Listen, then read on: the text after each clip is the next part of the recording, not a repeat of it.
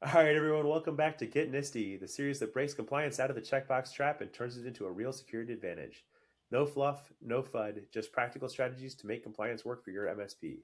I'm Jared Kasner, and I'm joined as always by my co-founder of Blacksmith InfoSec and co-host of Get NIST-y, Michael Zabarski.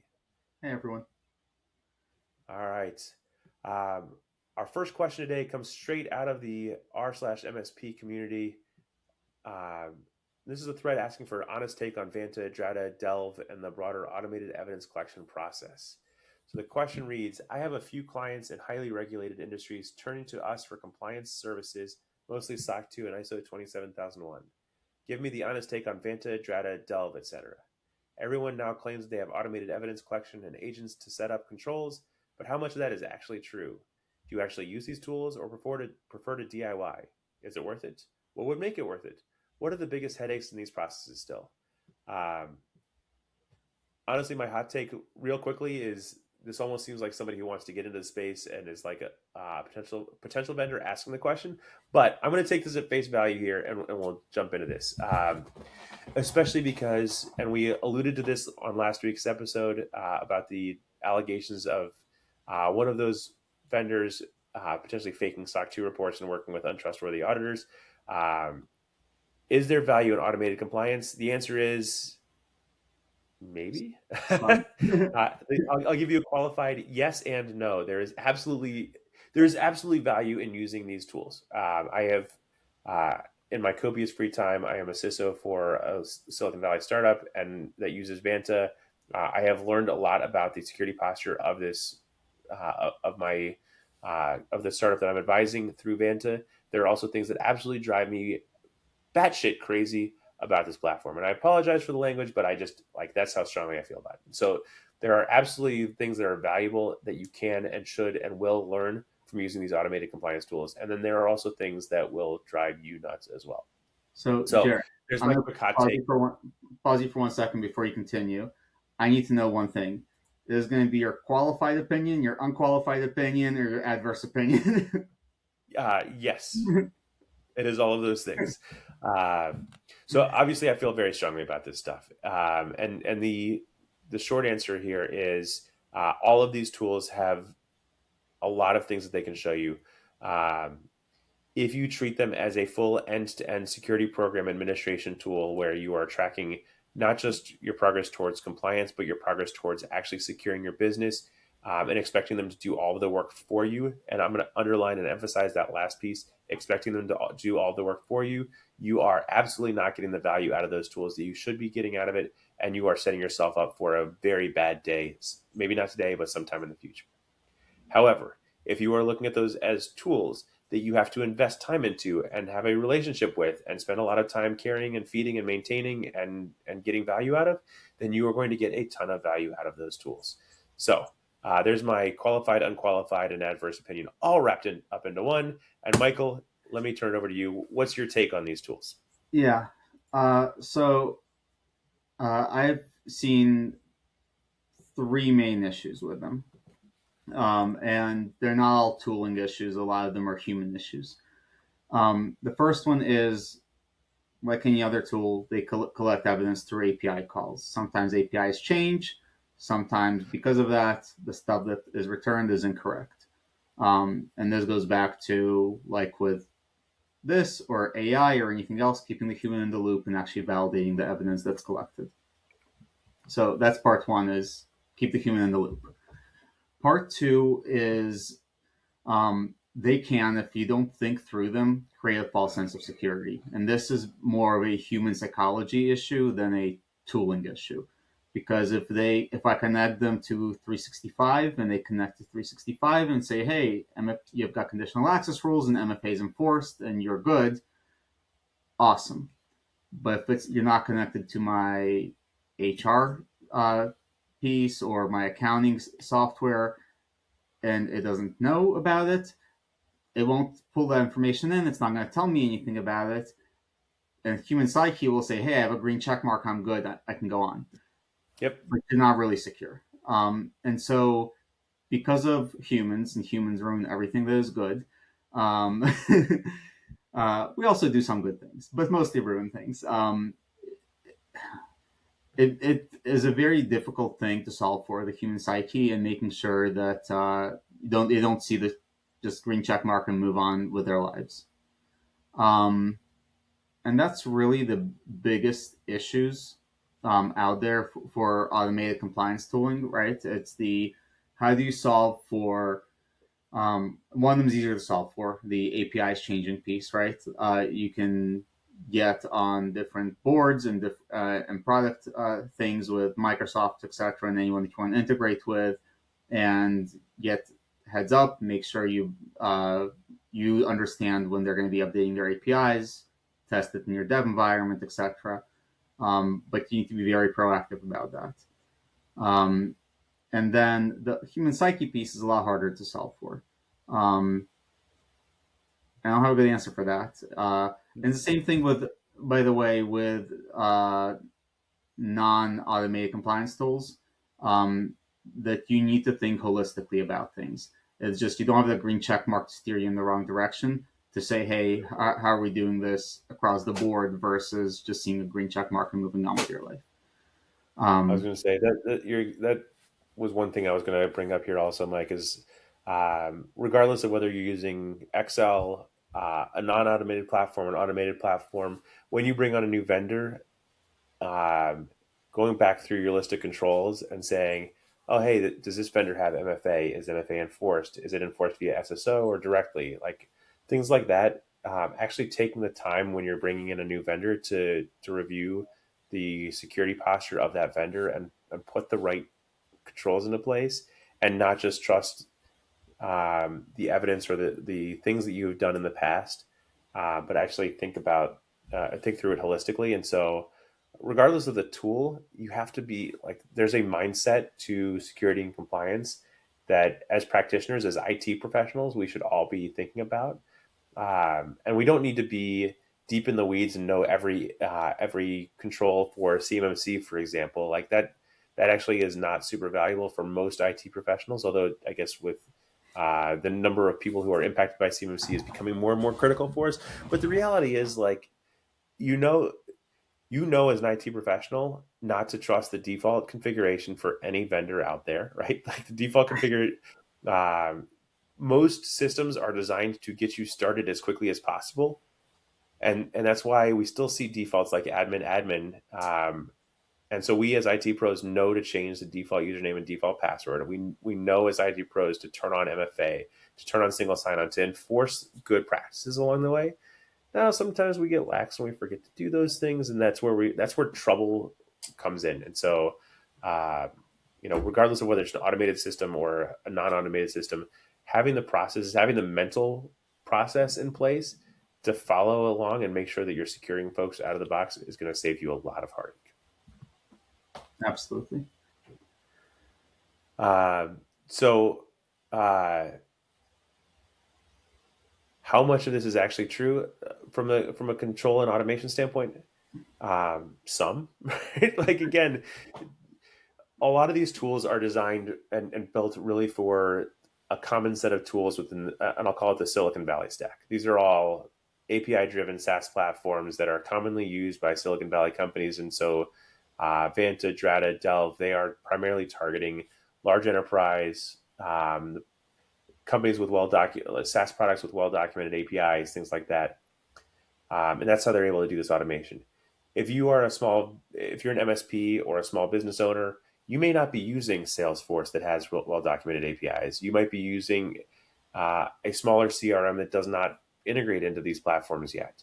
And so, it's not just looking at these tools, not just as for the automated controls that they have, but also for the way that they let you work with the non-automated tools is part of what you need to be doing as you're doing your due diligence. Because I guarantee you that as a small MSP, as a small business owner, you are not their target customer in a lot of ways. And so thinking through like how well your stack is going to fit in to their automation is really important. Um, Yeah, no, I think you hit the nail on the head, right? That's the other piece of making sure that you can actually manage things that they don't have integrations for, and making sure that just like with a SOC 2, you want to make sure everything is in scope. You want to make sure that your whole security program is in scope as well here as you're building your out, again, whether it's ISO or your own SOC 2, etc. Yep. So the next part of this question was, do you actually use these tools or do you prefer to DIY? Yes, all of the above. um, and so look, uh, it would be very disingenuous for us to not briefly mention the platform that we built, right? We are one of those non-automated compliance platforms. We have some automation built in, but our emphasis is really more on the uh, less sexy, less automated side of things. But I can tell you that my wife's company uses Vanta. There's a company that I advise that uses Vanta, so I'm deeply into that one. I have played with Drata. I have not looked at Delve, but I have actually gotten into these tools, and I've gotten value out of these tools. Right there's definitely value to be had out of them. There is value in the DIY side of things. None of these tools are a panacea and will solve, and that includes ours, will solve all your problems for you. They all require human intervention and some level of DIY. And so, Mike, let me turn around to you. I've been talking a lot this episode so far. Is it worth it? Yeah, it is to me, right? I used to be CISO. I have lived in spreadsheet hell. I will complain about spreadsheet hell for the rest of my life. Um, uh, but again, it is, it's worth it using some sort of system. Again, whether that is an automated system or a non-automated system, using a system helps you keep track of everything. It helps you cross map. It helps you make sure that stuff doesn't fall through, and helps you engage with your clients, right? All these systems, again, whether it's Vanta, Drata, Delve, Blacksmith, InfoSec, etc., they they're a co-managed solution, right? You cannot run the security program for your client; they have to be involved, and so making sure that the client actually goes in, it's easy for them to use, um, and really engage with the client. That's the big piece. Versus doing it in spreadsheets and Word docs, and then one of my biggest frustrations, I actually ran into a client there where I used to be CISO this fall, and I haven't been engaged with them in 5 years about. And saw each other. We had a great relationship. Said hey to each other. He's like, "Hey, by the way, just so you know, like since we stopped being engaged with you, no one starts the policies in 5 years." I'm like, "You're killing me." um, and so that's where these platforms, again, whether they're automated or not automated, help because they keep that motion going, right? They're going to prompt the SMB where it may not be, where the CFO or the COO may be running the security program, may be in charge of it. It'll prompt them to say, "Oh, by the way, we actually need to do something with our policies because they're up for annual review. Oh, we need to pull new evidence." And it helps kind of keep everyone honest, yourselves as the MSP, your client, because again, there's work that they're going to need to do and there's going to be work that you need to do. And so making sure that everyone's aware of that and everyone's staying on top of it is really important. And so, yes, worth it in general to use a tool. Um, as far as the automated tools, they tend to be more expensive. And I've at least seen, Jerry, I don't know if you've seen the same thing, where we've seen some SMBs purchase the tools and then not deploy all the automated pieces of the tool. And so then the question becomes, why are you paying a premium for stuff that you're not using, right? And so, again, great tools if they're managed and if you keep the human in the loop, but you actually have to use them and manage them and keep the human in the loop. Yep. So that actually leads to a very good segue into our second question, which is one that actually landed directly in our inbox this week. I'm an MSP trying to support SOC 2 and ISO 27001 work. When does a compliance platform actually save me time, and when is it just giving me a prettier dashboard on top of manual work? The answer to both questions is always. And the best compliance platforms are going to be saving you time with every little thing that you do, at least over. Let me put a little bit of an asterisk around that, and I'll come back to that in a second. And then all of them should be giving you some sort of prettier dashboard. And so let me go back to that asterisk real quickly, and then Mike, I'm going to let you do most of the talking on this topic here because I kind of dominated the first part of this here. So when does it actually save you time? It actually saves you time when you are already doing something manually. So if you are already tracking compliance initiatives through Excel, and Mike talked about spreadsheet hell, if you're already doing some sort of compliance tracking on your own in a manual process, the compliance tools, whether they're automated or not automated, are going to save you a lot of time. Where they're not going to save you time is if you are not doing anything today. They are going to increase your work. All of the tools are going to increase. If you all of a sudden start doing something, they are going to absolutely and irrevocably increase the work that you have to do. Um, this is one of the things Mike and I like to use an AI note taker, and one of the things that used to drive me crazy was the tool was constantly sending me emails telling me how many hours I had saved from note taking, and I was like, nonsense. You're not saving me any time taking notes. You're just doing a thing that I wasn't doing before.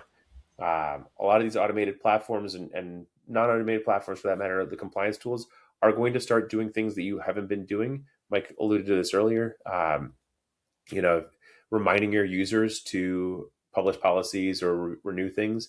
And so there's an element of doing something that you weren't doing already. But every one of these tools is going to be adding to your workload. Even the ones that claim to be fully automated are going to be adding to your workload because there's things that you need to do: the care and feeding, the implementing new vendors, the renewing and reviewing policies on an annual basis. All of these things require care and feeding, and so they are all adding work to your plate. Period. End of discussion. Mike, go. You covered it. We're good. No, so you're absolutely right, right? All of it will save you time if you're going to be doing it, right?